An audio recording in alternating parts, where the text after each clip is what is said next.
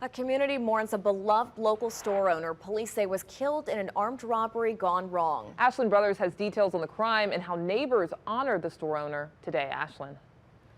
Lauren and Meg investigators say just after 6 in the evening on New Year's Eve, 3 people started stealing cigarette cartons from Ton Vu's Vietnamese grocery store in New Orleans East.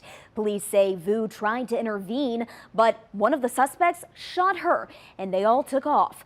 Local law enforcement leaders stood with her family and community members today to mourn. Fleeing fear for a better life, only to be gunned down in her own grocery store. Her family escaped the communist regime about 12 days after the fall of Saigon.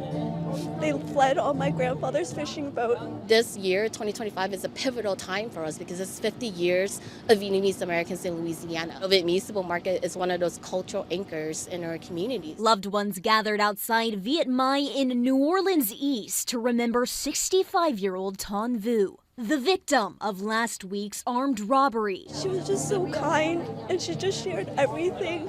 Anything she could share, she would share.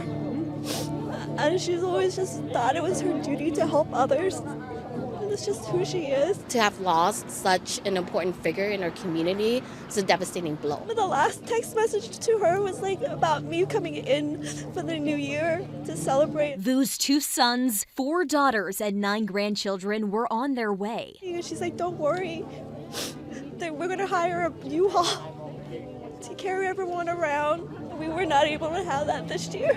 In their fight for justice, community members are calling on elected officials to take notice and action. For so many years, New Orleans East has been disinvested, under-resourced, often stigmatized. We've been neglected for so long. We are tired of this. I hear that. I hear it and I receive that.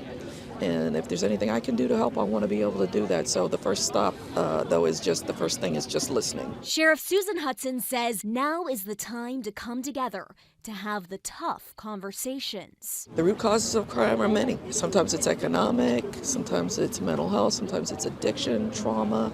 We are actually trying to address that with those in our custody.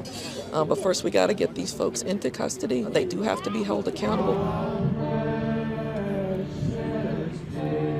Vu's family, devout Catholics, followed their faith here. My grandfather was like, we need to be with our people. The very thing that brought them to New Orleans now, helping the Vus through the unthinkable. It's just giving me some strength and support because I know that my mom is going to be there waiting for me when it's time.